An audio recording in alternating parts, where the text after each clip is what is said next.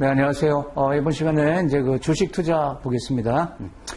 주식 다음에 이제 채권이 나오고요. 채권 다음에 이제 파생 상품 이렇게 나오는데, 채권이나 파생 상품보다 그나마 이제 주식이 좀 이제 쉬운 과목이죠, 여러분. 좀 신경 쓰시고요. 네, 이제 이런 내용들이 이제 핵심이라고 보시면 되겠습니다. 주식 투자에서 그다음 이제 자산 배분, 한마디로 하면은 여기서 이제 다루는 게 자산 배분 얘기하는 거예요. 어떻게 자산 배분해서 이제 수익을 낼지. 제일 중요한 게 여기 자산 배분 전략, 매번 출제되는 거 세 가지의 전략이 있는데요. 전략적, 전술적, 보험 자산 배분. 이건 매번 출제가 되고 또 이제 비교해서 날 수도 있고 단독 문제로 날 수도 있고.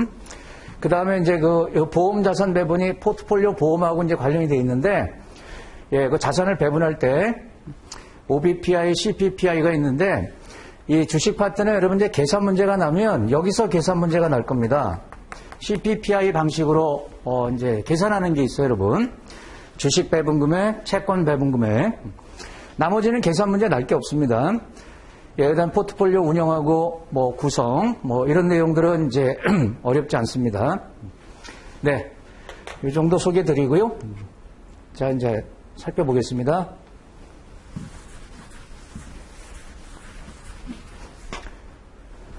네, 이제 맨 먼저 첫 번째 그 자산운용 과정, 주식 투자 얘기를 해볼게요.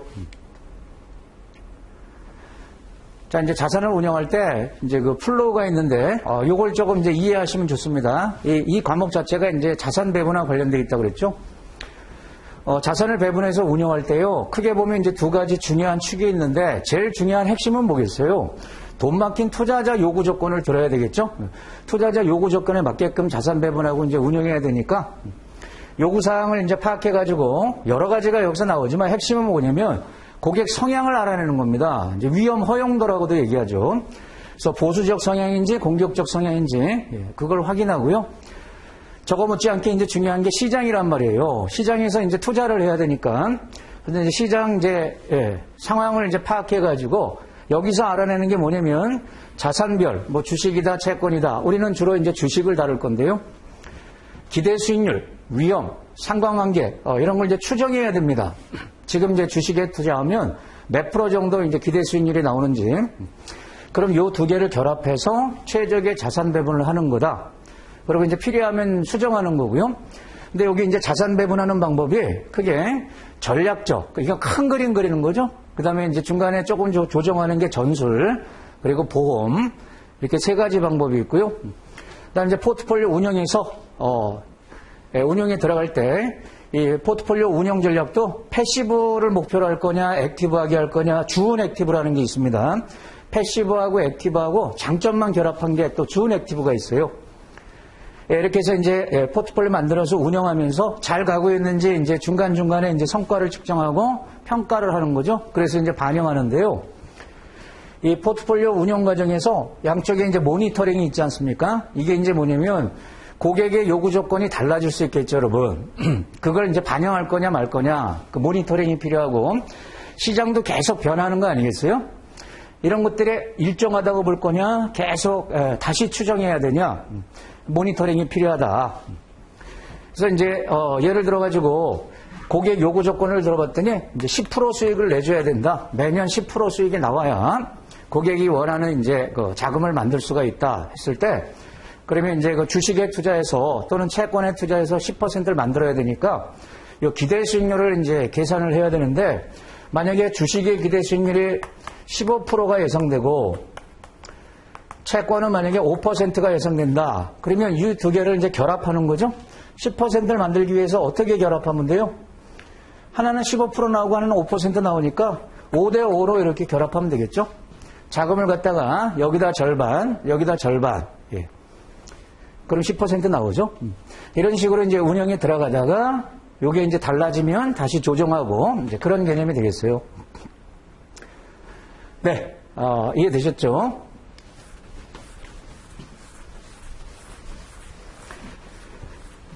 네, 그래서 이제 그 자산운용 플로우, 그거 이제 뒤에서도 또 이제 그 개념이 나오기 때문에 머릿속에 그 그림을 조금 이미지화 해 놓으시고요. 자, 다음으로 가봅니다. 자산 운영 조직. 이제 펀드 매니저들이 이제 자산을 운영해 줄 텐데, 이건 뭐 어려운 거 전혀 없습니다. 두 가지 특징을 갖고 있더라. 현재 자산 운영할 때 봤더니, 계층적 성격을 갖고 있더라. 쉬운 말로, 한 사람이 다 하지 않는다. 너무 부담이 크다. 그래서, 펀드 매니저 한 명에게 전적으로 맡긴다, 맡기지 않는다? 맡기지 않는다. 집단 운영 체제를 갖추고 있다. 두 번째는, 분리하고 있다는 겁니다. 전략 전술 수립, 그러니까 큰 이제 계획을 수립하는 거하고 실제 이제 종목을 골라서 운영하는 건 이것도 같은 맥락이 되겠죠, 여러분. 분리하는 추세다. 자, 견제와 균형. 그래서 이제 투명성, 효율성을 높이기 위함이다. 한 사람이 다 할 수가 없습니다. 이제 뭐 자금 자체가 한두 푼이 아니고요. 그렇겠죠. 또 한 사람이 다 하면 뭐 사람마다 성격이 다르지만 굉장한 부담을 갖게 됩니다. 펀드 매니저들도. 그래서 종목을 고르는 이제 펀드 매니저 따로 두고 전략 전술 수립하는 그 상위 측도 따로 두고 이런 식으로 이제 운영한다는 거예요. 자, 이게 이제 제목이 주식이란 말이에요. 이제 주식도 있고 채권도 있는데 주식이 이제 하는 역할. 자, 이제 보시면 이제 교재에 이런 말이 나옵니다. 국내 주식하고 국내 채권의 상관계수를 봤더니 0에 가깝다라는 거예요, 여러분. 0에, 상관계수가 0이라는 건 무슨 뜻이다? 아무 관계가 없다는 거죠, 여러분. 아무 관계가 없이 움직이더라. 이제 그런 뜻인데, 그럼 이게 안 좋은 거냐? 포트폴리오 만들 때는 상관계수가 플러스 1만 아니면, 플러스 1이면은 분산 효과가 전혀 없는데요. 플러스 1만 아니면 분산 효과가 나와요. 그래서 0에 가깝기 때문에 이걸 활용하라는 겁니다. 어떻게? 연기금 같은 데서 자금을 운영할 때, 과거에는 전통적으로 채권에 주로 투자했어요. 지금도 이제 채권 비중이 굉장히 큰데요. 채권에만 투자하지 말고 주식의 일부를 투자한 포트폴리오가, 그러니까 채권하고 주식을 결합한 포트폴리오가 채권에만 투자하는 포트폴리오에 비해서 수익률은 비슷할지 모르지만 위험이 더 작을 수 있다. 분산 효과가 나와서 이게 1만 아니면 나오는 거니까. 그래서 이제 주식이 포트폴리오에 이제 결합되는 거다. 그러면 위험을 줄일 수 있다. 해외 주식도 또 중요하다는 겁니다. 국내 주식뿐 아니고 해외 주식도 국내 주식과 상관성이 낮기 때문에 낮으니까 필요 없는 거 아니냐 이런 뜻이 아니죠, 여러분. 항상 상관계가 낮으면 우리는 분산 투자 효과를 내기가 쉽단 말이에요. 낮기 때문에 주식 포트폴리오를 만들 때 해외 주식도 매우 필요하다, 중요하다. 네, 그렇구나. 이건 뭐 받아들이면 되겠죠? 국내 채권과 주식은 상관계수가 어떻다? 관련 없이 움직인다. 제로에 가깝다. 해외 주식과도 관련이 낮다. 그러니까 결합하면 분산 효과를 낼 수 있다.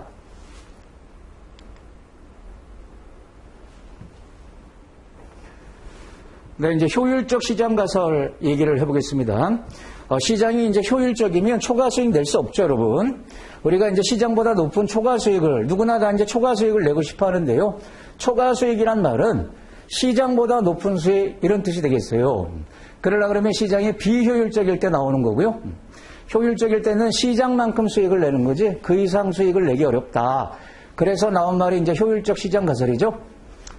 근데 어느 정도 시장이 효율적이냐, 그것을 갖다가 약형, 중강형, 강형 이렇게 이제 세 개로 나누는데, 이제 정보가 있지 않습니까? 주가에 영향 주는 정보가 과거 정보도 있고 현재 정보입니다. 공개된 정보도 있고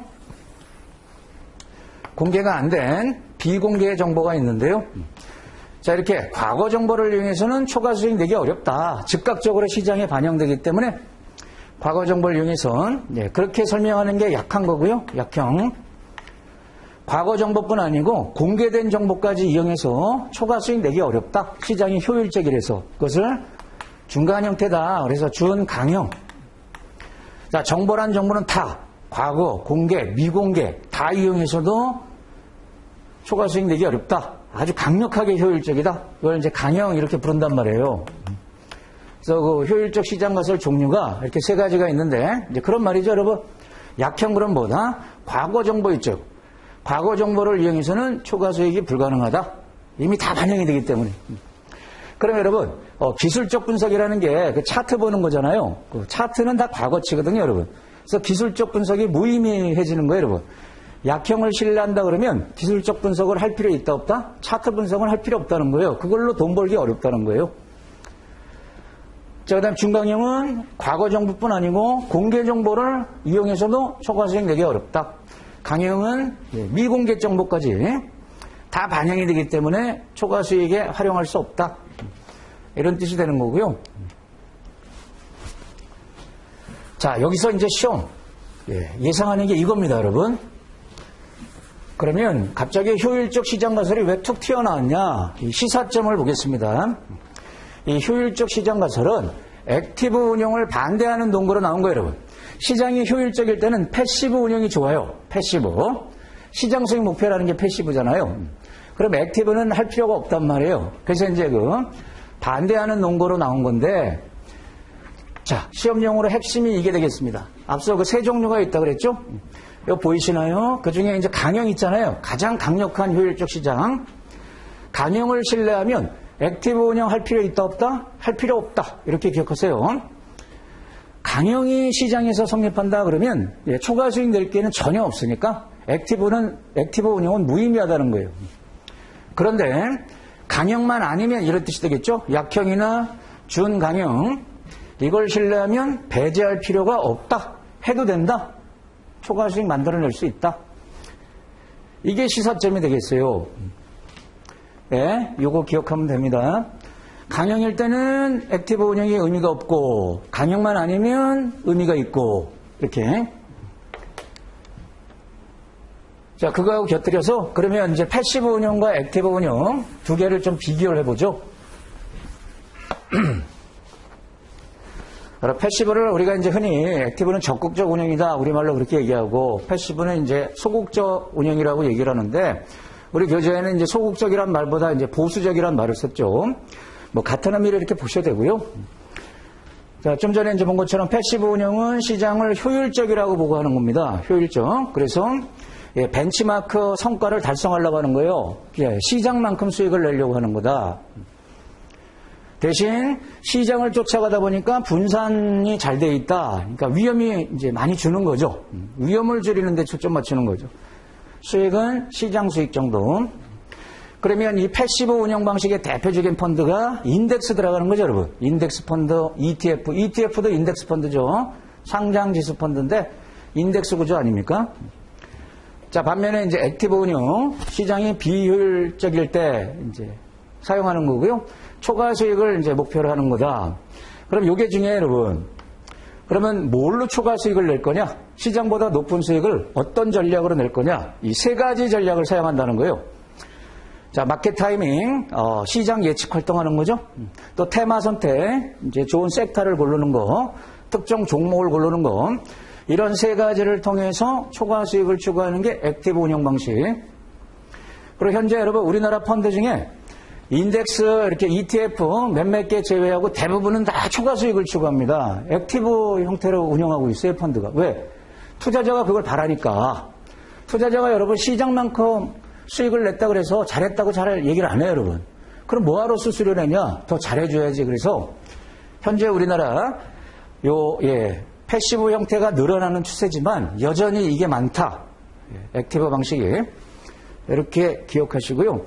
그러니까 조금 시험에 나올 때 주의하실 게 지금 말씀드렸지만 요 세 가지 전략 있지 않습니까? 이 세 가지 전략은 패시브하고는 무관한 겁니다. 패시브 운영과는 관련이 없다. 요걸 기억하셔야 돼요. 이쪽에선 쓰는 게 아니에요. 초과 수익 될 때 활용하는 전략이니까. 됐나요?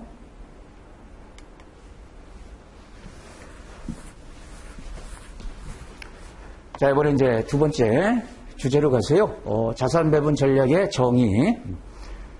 자산 배분에 대한 얘기를 이제 구체적으로 해보겠습니다. 자산 배분이 뭐냐 이거죠, 여러분. 자산 배분. 자산 배분이란 말이 낯설진 않잖아요, 여러분. 자산을 배분하는 거니까.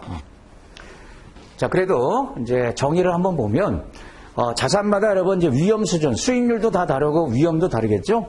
특히 이제 위험 수준이 다양한 여러 자산 집단을 대상으로 우리가 여러분 자산 배분할 때는 개별 증권에 초점 맞추는 게 아니고요. 자산 집단에다 초점 맞죠, 여러분? 에셋 클래스라 그래가지고, 클래스 있죠, 클래스. 요걸 대상으로 자금을 배분해서 포트폴리오를 이제 만드는 거다. 그게 자산 배분이다. 근데 이제 그 목표를 어디에 둬요? 자산 배분을 통해서 위험은 될 수 있는 대로 줄이고, 기대 수익률은 높이고, 이제 그걸 목적으로 하는 거죠. 그래서 이제 자산 집단이란 말을 계속 쓸 거예요, 여러분. 그럼 자산 집단은 무슨 뜻이냐? 자산보다는 좀 더 세분화된 개념이다. 그러니까 주식, 이러면 너무 포괄적이잖아요. 그럼 주식 중에서 뭐 성장주 집단, 가치주 집단, 대형주 집단, 이런 것들을 이제 자산 집단이라고 보는 거예요. 그래서 세분화된 개념이다. 그걸 통해 갖고 자산 배분을 이제 하는 거다. 그럼 자산 배분의 의미가 이제 두 가지 측면이 있습니다. 거시 관점은 이게 장기 관점하고도 같은 말인데요. 자산 배분하는 이유가 장기적으로 보면 투자자가 원하는 투자 목적을 달성하기 위해서 포트폴리오를 만드는 거예요.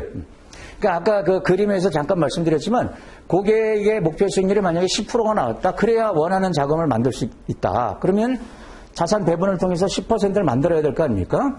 예, 그렇게 해서 유지하고 가는 거. 장기 관점에서는 투자 목적을 달성하는 거. 그리고 미시 관점, 이건 이제 짧게 중단기 관점에서는 조정하는 거예요. 자산 배분도 또 조정이 될 수 있거든요. 그래서 수익률을 높이기 위해서 구성 비율을 적극적으로 변경하는 거. 이 변경하는 것도 자산 배분의 일종이잖아요, 여러분. 다시 자산 배분하는 거니까.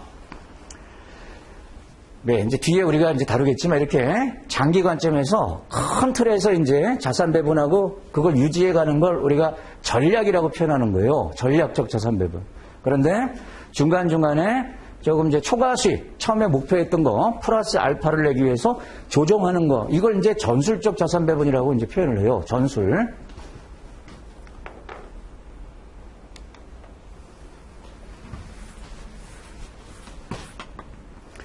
자산 배분이 왜 중요하냐? 자산 배분. 이게 이제 다른 말로 분산 투자하고 같은 말이라고 보시면 돼요, 여러분. 분산 투자하는 이유가 뭐냐? 자산 배분이 왜 중요하냐?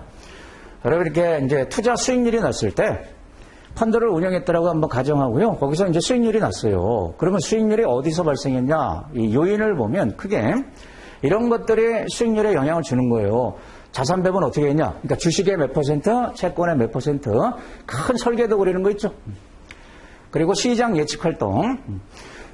예, 그러면 이것도 살 때가 있고 팔 때가 있잖아요. 뭐 자산을. 시장 예측 활동도 중요하고, 그럼 어떤 종목을 담을 거냐? 증권 선택. 이게 다 중요한데, 결론은 이게 제일 영향을 많이 주더라는 거예요, 여러분. 전체 수익률에 이 자산 배분이 90% 이상 영향 준다는 거예요, 여러분. 이 두 가지보단. 그래서 이걸 중요시하는 거예요. 그러니까 처음에 큰 그림 그리고 운영하는 게 이미 수익률을 결정하고 들어가는 건 똑같다. 자, 그래서 결론이 이거예요. 이런 것들이 영향을 주지만 적극적인 자산 배분 활동이나 종목 선택 활동보다 여러분 여기 자산 배분인데 이걸 적극적으로 한다 이런 말 나오죠? 그러면 이게 시장 예측 활동 이걸 얘기하는 거예요, 여러분. 자산 배분을 자꾸 조정하는 게 적극적 아니겠어요? 그건 시장 예측을 통해서 하는 거거든요. 그러니까 요게 요 말과 같은 거고 종목 선택 활동은 요 말과 같은 거 아닙니까? 그러니까 요거보다 요 두 개보다 전략적 관점에서 자산 배분, 요거 얘기하는 겁니다. 큰 그림 그리는 게 수익률의 절대적 부분을 차지하더라. 이게 검증이 됐더라는 겁니다. 교재에 이제 이런 말이 나오는데, 미국에서요, 뭐 82개라고 나오는데 뭐 그냥 참고만 하는 거죠. 대형 이제 연기금, 얘네들의 이제 운영 결과를 분석해 봤더니, 결론만 이렇게 보면, 운용 수익률의 90% 이상은 전략적 자산 배분에서 이미 결정이 되더라는 거예요. 처음에 자산 배분은 어떻게 했냐? 이게 전체 수익률의 90% 이상을 이미 결정을 한다는 거예요. 그러면 증권 선택이나 시장 예측 활동 있죠? 이걸 암만 열심히 해봐야 전체 수익률에 이거는 10% 미만으로밖에 영향을 안 주더라는 거예요. 통계를 내보니까. 네, 그래서 이걸 이제 굉장히 중요하게 하고요. 그러면 어떻게 처음에 자산 배분 할 거냐? 그러면 고객의 요구 조건을 듣고 성향을 파악하고 시장 상황을 보고 이렇게 해서 정해야 된다. 그러니까 이제 거기다 이제 전략이란 말을 붙이는 거죠. 자산 배분도 고급 행위이기 때문에 이제 전략이란 말을 이제 붙이는 거예요. 네, 넘어갈까요?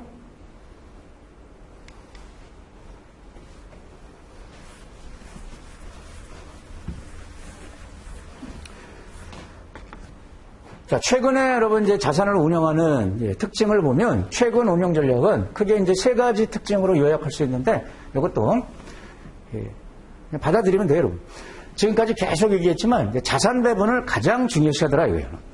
여러분, 자산 배분, 분산 투자 이런 개념이 나오기 전에는 그냥 돈이 들어오면 들어오는 대로 시장을 그냥 예측 활동을 통해서 주식 사든지 채권 사든지 그냥 그랬단 말이에요. 마구잡이로 어떻게 보면 주먹구구식으로 이렇게 했는데 지금은 이제 그렇게 하지 않고 어떻게 한다는 거예요? 고객 요구 조건에 따라서 운영 방법을 이제 달리해야 되니까 자산 배분, 그 고객 요구 조건을 파악해서 이걸 제일 먼저 이제 결정해 놓는 거고요. 그리고 나서 이제 스타일 투자를 합니다. 그러니까 주식에 투자할 거야. 그럼 너무 광범위하니까 그 안에서도 어떤 주식 이렇게 이제 세분화해서 그게 이제 스타일 투자인데요. 스타일 투자를 주로 하고요. 그리고 항상 이제 벤치마크를 정해야 됩니다. 이 운영 방식이 어떤 특성을 갖고 있는지 시장의 대표하고 이렇게 비교를 해봐야 될 거 아닙니까? 그러면 투자자가 이해하기 쉽잖아요, 여러분. 그래서 벤치마크를 정하고 이제 운영에 들어가는데 걔를 상회하는, 걔보다 조금 높은 운용을 지향하더라 이거예요. 이걸 갖다가 이제 인덱스 플러스 알파 이런 표현을 써요. 자, 벤치마크 정했으면 그거 쫓아가는 게 인덱스 구조 아닙니까? 걔보다 조금 높은 수익. 왜냐하면 그 인덱스 벤치마크하고 똑같이 수익을 내기 어려워요, 여러분. 실제로는 거래 비용, 수수료도 들어가고 세금 문제도 생기고 전부 다 투자하지 않고 현금도 보유할 수가 있기 때문에 똑같이 수익을 내기 어렵기 때문에 약간 그거보다 높은 수익, 그걸 지향한다. 이렇게 세 가지. 자, 여기서 여러분, 이게 스타일 투자, 이게 지금 대세 아닙니까? 지금 여러분 펀드 가입할 때 그냥 주식형 펀드 이렇게 표현 안 한단 말이에요. 주식형 펀드지만 그 안에 가치형인지 성장형인지 뭐 혼합형인지 또는 뭐 대형 성장형인지 이런 식으로 세분화되어 있단 말이에요. 또는 뭐 자동차 관련 주식에만 이렇게 섹터를 묶어서 또 IT 섹터 뭐 다양하지 않습니까? 이게 대세인데 이게 갖는 장점 여기 네 가지. 일단 여러분 이 스타일 투자를 하게 되면 이 펀드 매니저의 장점을 알 수 있는 거죠. 전문 분야를. 이 펀드 매니저가 가치 투자 전문가인지 성장 투자 전문가인지 이렇게 이제 전문 분야를 알 수 있다. 모든 걸 다 잘할 수는 없으니까. 또 성과에 대해서 평가를 사후에 명확히 할 수 있다.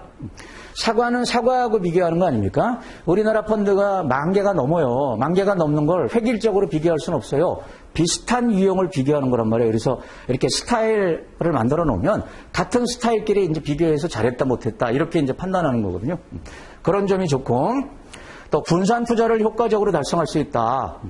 이것도 여러분 이제 조금 세분화하다 보면 선택의 폭이 많아진단 말이에요. 그럼 그 자체가 또 다양한 걸 담을 수가 있어서 분산 투자가 되는 거죠. 자동차 그런 것보다 자동차에서도 대중, 소형 뭐 이렇게 세분화하면 선택의 폭이 많잖아요. 그와 같이 또 분산 투자를 그 안에서도 만들어낼 수 있고 이것만 주의하시면 돼요, 여러분. 이 스타일 투자가 투자자 입장에서 좋다는 겁니다. 투자자의 통제권을 높여준다는 겁니다. 이걸 운영자라 그러면 안 되겠어요, 여러분. 왜냐하면 우리가 펀드 가입할 때 제가 펀드를 계속 예를 드는데 이 스타일을 투자자가 알고 돈을 대는 거기 때문에 이 스타일이 마음에 안 들면 가입 안 하면 되잖아요. 다른 걸 선택하면 되니까 투자자의 통제권을 향상시킬 수 있다 이런 뜻이에요. 투자자한테 좋다.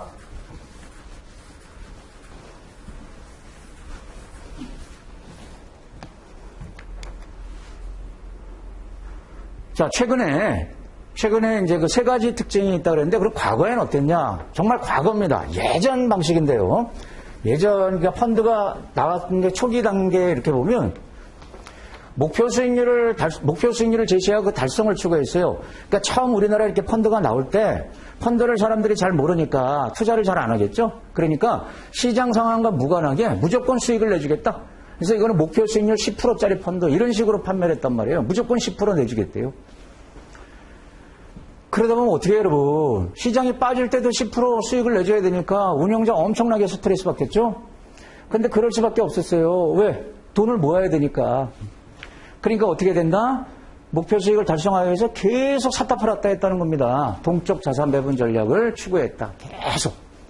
전략적으로 큰 그림 그리고 가는 게 아니고 계속 교체를 해가지고 지금은 이런 방법으로 잘 안 하죠. 자, 이렇게 과거에는 좀 그랬었구나. 네, 이 정도만 하고 넘어가도 될 것 같아요. 그러니까 최근 방식이냐 과거 방식이냐 이렇게 5가지 섞어놨을 때 뭐 구분만 하면 될 것 같고,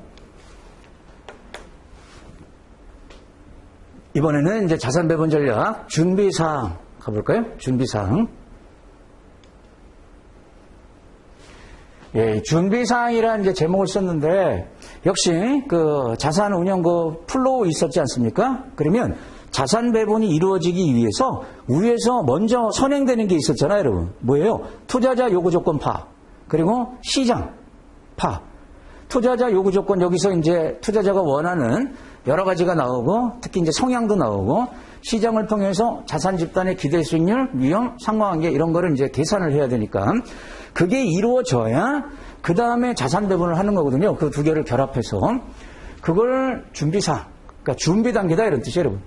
자산 배분 전략을 만들기 전에 사전적으로 행해야 되는 게 뭐냐? 2가지다. 그 그림상으로 보면 투자자 조건 파악하는 거다 이런 뜻이죠.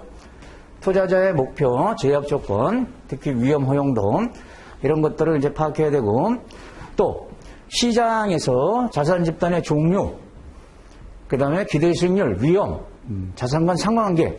여러분, 이 기대 수익률, 위험, 자산 간의 상관관계 이런 것들은 시장에서 나오는 겁니다. 자본 시장에서 나오는 거예요. 투자자 요구 조건하고는 관련이 없죠? 예, 이걸 알아야 이걸 토대로 자산 배분을 하게 돼 있는 거예요. 뭐 그 얘기예요. 별거 아니고. 자, 그러면 이제 시장에서 자산 집단들이 있단 말이에요. 근데 주식 중에서도 여러 자산 집단이 있고 채권도 이렇게 세분화할 수 있는데, 자, 이제 자산 집단이 뭐냐 이제 보겠습니다. 자, 여기서 여러분 시험에 이제 대비를 해야 됩니다. 시험에 아주 잘 나와요. 자산 집단 얘기는. 자, 영어로 하면 이제 에셋 클래스인데요. 자산 배분 전략의 의사결정 대상은 특정 증권, 그리고 뭐 삼성전자 이렇게 개별 주식으로 접근하는 게 아니고 그 묶음, 자산 집단을 가지고 배분을 하는 거다. 이런 뜻이 되고요. 개별 증권이 대상이다. 그러면 틀린 표현입니다. 자산 배분은 좀 집단, 그거보다는 조금 종목들이 어느 정도 있는 자산 집단이 기준이 되는 거예요. 그래서 좀 이제 자산보다는 세분화되어 있고 종목보다는 특정 종목보다는 많은 걸 포함하고 있는 개념인데, 주식의 자산 집단은 이제 기준이 이런 식으로 많이 나누잖아요, 여러분. 시가총액 기준으로 대중소형주, 또 가치형이냐 성장주냐, 또는 이제 섞여 있는 혼합형이냐 이런 식으로. 여러분, 이렇게 나누는 거는 누가 봐도 이건 주식의 분류 방법이죠. 주식을 나누는 거지 이건 채권이 아닙니다. 그렇죠? 그럼 채권 같은 경우는 어떻게 자산 집단을 분류할 수 있어요? 자, 신용등급 가지고 국채냐 회사채냐, 특히 이제 만기 또는 듀레이션 가지고 장기, 중기, 단기, 이건 누가 봐도 채권이죠. 그리고 대안투자 공부했었죠. 우리 대안투자는 그 자산이 굉장히 다양한 종류가 있기 때문에 하나하나가 다 자산 집단으로 보는 거예요. 부동산이라는 자산 집단, 사모펀드 있지 않습니까? PEF나 헤지펀드, 뭐 이런 거, 천연자원, 이걸 이제 하나하나를 이제 자산 집단으로 이렇게 볼 수 있다. 이런 거는 여러분 대체투자, 대안투자 자산에 속하는 거 공부했었죠?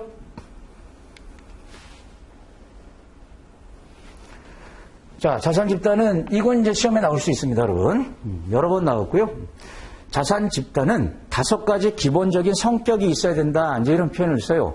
그러니까 이게 자산 집단으로 인정받기 위해서는 어떤 이제 속성, 성격을 가져야 되는데, 그게 이제 5가지입니다. 자, 동질성이 있어야 된다. 그러니까 하나의 자산 집단은 비슷한 속성으로 묶여야 되는 거죠, 여러분. 주식이면 주식이지, 주식과 채권, 뭐 대체 투자 자산, 이게 섞인 자산 집단 이런 건 인정하지 않겠다. 동질성입니다. 비슷한 속성을 가져야 되고요. 배타성이라는 건 뭐냐면 자산 집단끼리는 교집합이 없어야 된다. 만약에 자산 집단끼리도 유사하면 그러면 그게 구분이 잘 안 되니까 구분을 하기 위해서 베타성이라는 속성을 가져야 된다. 겹치는 부분이 없어야 되고요. 자, 중요한 게 분산 가능성이에요. 결합하면은 분산 효과가 나와야 좋은 거죠. 그래서 자산 집단들을 결합하면 분산 투자 효과가 가능해야 된다. 그걸 분산 가능성이라고 표현하고요. 그 다음에 이제 포괄성이라는 건 뭐냐면, 우리가 자산 집단을 이렇게 선택할 때 대부분의 자산을 다 포함하는 게 좋다. 투자 가능한 대부분의 자산을 포함하는 게 좋다. 그러니까 고려 대상으로 봐야 됩니다. 그러니까 전 세계 모든 자산을 다 투자 대상으로 이렇게 보는 게 좋다. 그러니까, 한정하지 말고 포괄적으로 접근해라. 이런 뜻이고요. 그 다음에 이제 충분성이라는 것은 그러면 자산 집단이 있는데 거기에 종목이 별로 없으면 실제로 그걸 매매를 못 할 거 아닙니까? 그래서 하나의 자산 집단은 실제로 투자해야 될 대상의 규모, 수, 이게 충분해야 된다는 거예요. 그렇지 않으면 투자를 못 하니까 사이즈가 좀 돼야 된다는 거죠. 이걸 충분성이라고 불러요, 여러분. 충분성, 포괄성, 베타성, 동질성. 근데 시험이 이게 어떻게 나냐면 이렇게 이제 반대말을 이렇게 집어넣어요, 여러분. 상반되는 말 있죠? 동질성 대신에 뭐 이질성, 베타성 대신에 종속성, 한정성, 제한성, 뭐 이런 표현을 쓰면 반대말이니까 이런 걸 이제 잡아내면 되겠습니다. 네, 이 중에서 여러분 그 5가지 성격 중에서 이제 분산 가능성 판단하는 방법을 볼게요, 여러분. 그러니까 자산 집단은 이제 분산 가능성이 있어야 이제 좋다는 건데요. 그러면 이 새로운 자산 집단이 시장에 등장했을 때 이걸 기존 포트폴리오에 포함시키는 게 좋은 거냐, 배제하는 게 좋은 거냐, 그 분산 가능성이 있으면 이제 포함시키는 게 좋겠죠. 그걸 판단할 때 샤프 비율로 판단하는 방법이 있어요, 여러분. 샤프값. 그래서 먼저 결론을 내리면 이렇습니다. 새로운 자산 집단을 포함함으로써 지금 운영 중인 기존 포트폴리오 있잖아요. 그거보다 더 높은 샤프 비율이 나오면 분산 효과가 있는 걸로 이렇게 보는 거예요. 그래서 포함시키는 게 좋아요. 여러분, 이게 샤프 비율은 지금 그 파생상품 뒤에 보면 이제 결과 운용 파트가 있어요, 여러분. 결과 분석이란 파트가, 결과 분석. 거기서 여러분 이제 그 위험 조정 성과 지수 중에 샤프, 젠센, 뭐 트레이너 지수, 뭐 그런 것들을 공부할 겁니다. 그래서 그 샤프 지수가 있는데 이게 성과를 측정하는 지수인데요. 자, 내 포트폴리오 수익률과 시장 무위험 수익률, 요 차를 갖다가 내 포트폴리오의 표준 편차, 시그마가 표준 편차죠. 요걸로 나눠서 이 수치가 높으면 운영을 잘하고 있다, 이렇게 이제 보는 거거든요. 그래서 이거는 이제 다른 과목에서 여러분 이제 공부하실 거니까 이제 제가 좀 소개를 했고요. 샤프 값은 이렇게 계산하는 거고요. 높은 게 좋은 거예요. 자, 그러면 여기 판단 방법을 보겠습니다. 저 SRC라는 게 뭐냐면 그냥 약속이에요, 여러분. 기호. 새로운 자산 집단의 샤프 값. 그러니까 시장에 새로운 자산 집단이 나왔어요. 그거의 샤프 값이 이제 이렇게 되고 내 기존 포트폴리오의 샤프 값을 이제 샤프 비율을 이제 SR이라고 하는 거죠. 그걸 이렇게 쓰고 그다음 중요한 게 상관계수란 말이에요, 여러분. 코릴레이션. 그냥 로라고 보시면 돼요, 여러분. 상관계수니까 로 값. 그러면 어떻게 판단한다? 새로운 자산 집단의 샤프 값이 기존 포트폴리오의 샤프 값과 상관계수가 중요해요, 여러분. 이게 분산 효과를 결정하는 거니까 요 두 개 곱한 것보다 크면 이걸 포함시키는 게 좋다. 자, 그러면 사례를 볼까요, 여러분? 뭐든지 사례.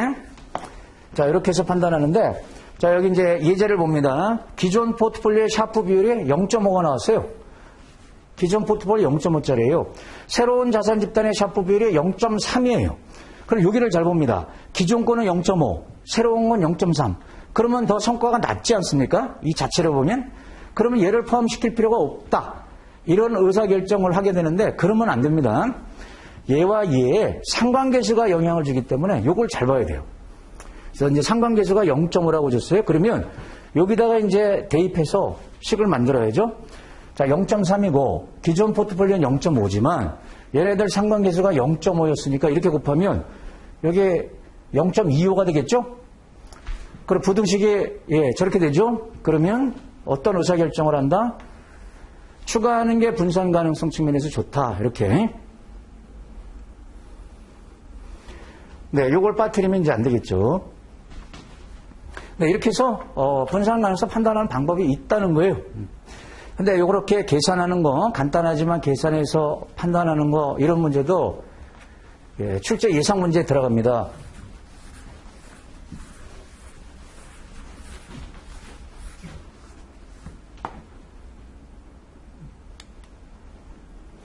자, 계속 지금 자산 집단 얘기를 하고 있죠. 자, 이번 시간에 여러분 우리 공부한 내용 중에서 가장 시험용으로 중요하다 그러면 이 자산 집단에 대한 얘기예요, 여러분. 자산 집단의 성격, 분산 가능성 판단, 그리고 지금 이제 하려고 하는 그런 자산 집단의 기대 수익률을 어떻게 이제 추정하냐 이거예요. 자, 위험 추정하거나 상관관계 추정하는 건 다르지 않습니다. 그러니까 기대 수익률. 지금 주식에 투자하면 수익률 몇 프로 정도 이제 나오는지 다양한 방법이 있는데 이제 크게 이제 4가지 방법이 있습니다.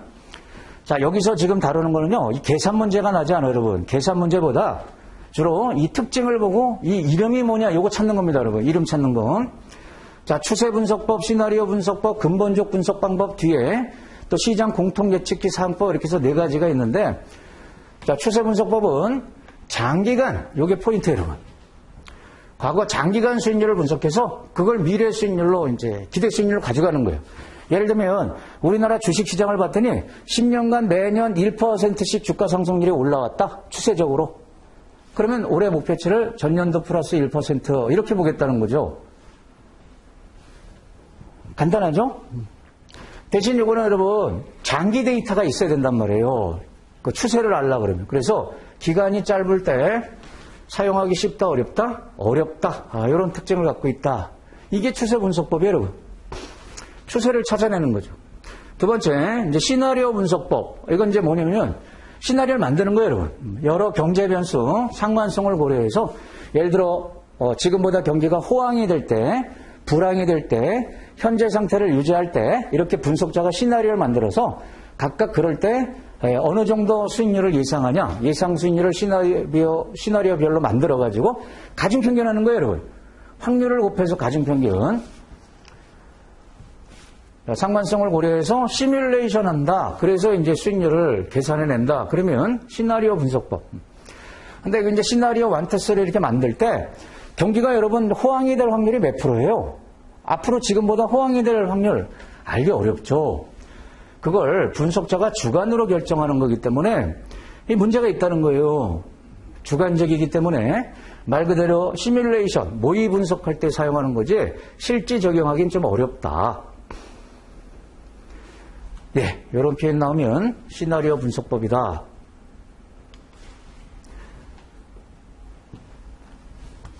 그 다음에 이제 이런 방법을 많이 씁니다. 여러분 이제 근본적 분석 방법이라고 있어요. 이게 이제 영어로 펀더멘탈 어널리시스 그래서 기본적 분석인데, 자, 근본적 분석 방법으로 번역을 해놨으니까, 요 말로 나겠죠. 근본적 분석. 요거는 어떻게 하는 거다? 과거 자료를 바탕으로 하되, 거기다가 미래 발생 상황에 대한 기대치를 얹어서 계산해내는 거다. 기대치 추가. 이런 표현 나오면 근본적 분석 방법. 그러니까 위험 프리미엄을 얹어 나가는 거예요. 즉, 각 자산 집단별 리스크 프리미엄 있죠? 이거 구조를 반영하는 거다.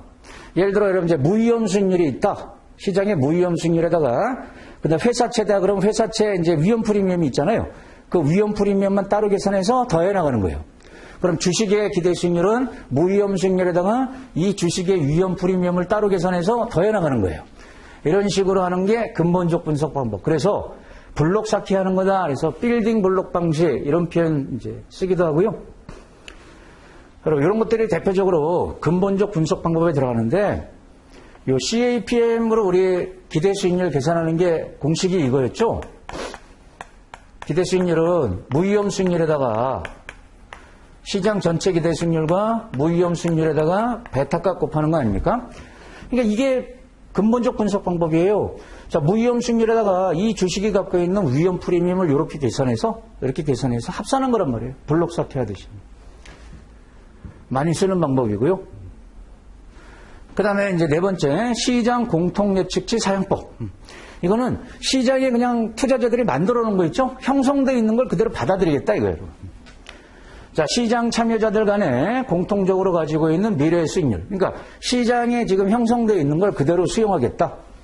그걸 가지고 사용하겠다. 대한 추정치를 이용한다. 예를 들어서 여러분 채권의 기대 수익률을 찾을 때는 수익률 곡선을 보겠다. 수익률 곡선. 수익률 곡선이 여러분 제가 보면은 1년짜리, 2년짜리 금리들이 쭉 있잖아요. 그럼 그만큼을 목표치로 하겠다. 채권. 그 다음에 주식의 기대 수익률은 배당 할인 모형, 현금 흐름 할인 방법. 이 방법으로 하겠다. 그냥 소개만 드리면 여러분 이 배당 할인이나 현금 흐름 할인 비슷한 말인데요. 배당 평가 모형 있잖아요, 여러분. 정률 성장 모형으로 주가 구하는 공식이 뭐예요? 현재 주가, 차기 배당, 요구 수익률, 성장률, 요 차로 이제 주가를 계산하는 거 아닙니까? 이게 배당 평가 모형이죠. 그 중에서도 정률 성장 모형. 그러면 우리는 요 세 개를 가지고 이론적인 주가를 계산하는 거 아닙니까? 그럼 이걸 뒤집어 보자 이거 여러분. 이 시장 공통 예측치 사용법이 이런 거예요, 여러분. 현재 이 종목의 주가가 10,000원에 형성되어 있다.